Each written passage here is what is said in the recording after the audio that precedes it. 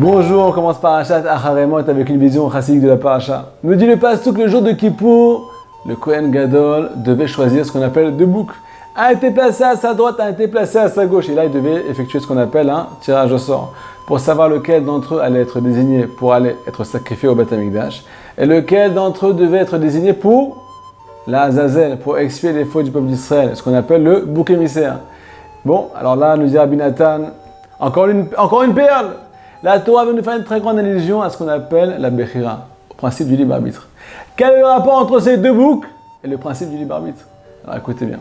La Gemara nous explique que ces deux boucs étaient complètement identiques, physiquement complètement identiques. Et bien pareil, parfois dans la vie de l'homme, il y a deux chemins qui se présentent devant lui. Ces deux chemins sont complètement identiques et l'homme il est troublé, il ne sait pas lequel prendre.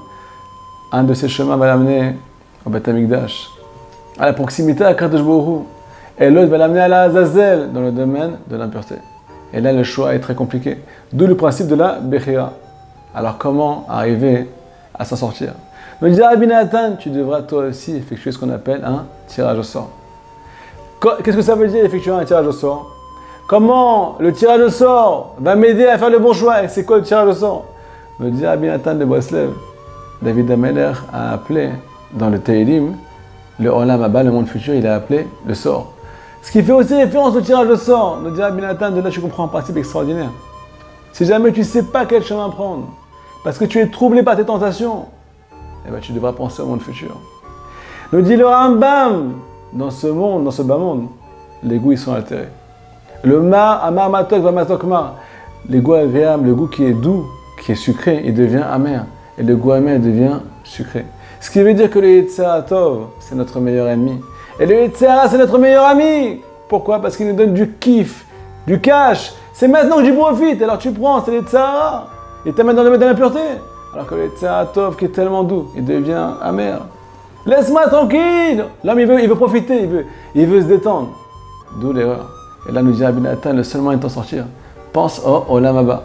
Nous dit Rabbi Nachman de Breslev, si jamais tu vois plusieurs de mes élèves, place ta tête parmi eux, entre eux. Pourquoi?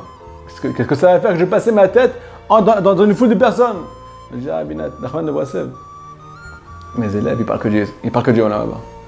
Ils parlent que du monde futur, ils pensent à leur avenir. Ils font la des doutes, ils sont connectés complètement à Kadosh Baruch Hu. Ils prennent un temps pour se retrouver avec Hachem. Et là, ils arrivent à coller ce qu'on appelle leur esprit au Olam Haba. Pareil, je dis à Rabbi Nachman dans l'écouté Moran, leçon numéro 54. Le minag shanashim ksherim, l'habitude des gens qui sont cachers, ce qu'on appelle des gens avec la crainte du ciel. C'est la première chose qu'ils font le matin, ils mettent les pieds au sol, disent Modani, Baruch Hashem, et ils collent leur esprit à ce qu'on appelle le souvenir du Olam Haba. Ils collent leur esprit au monde futur. Et de là, les chemins, ils s'éclairent. De là, on arrive au Beth Amikdash. Je vous souhaite un grand Shabbat Shalom. Chazak u'Baruch.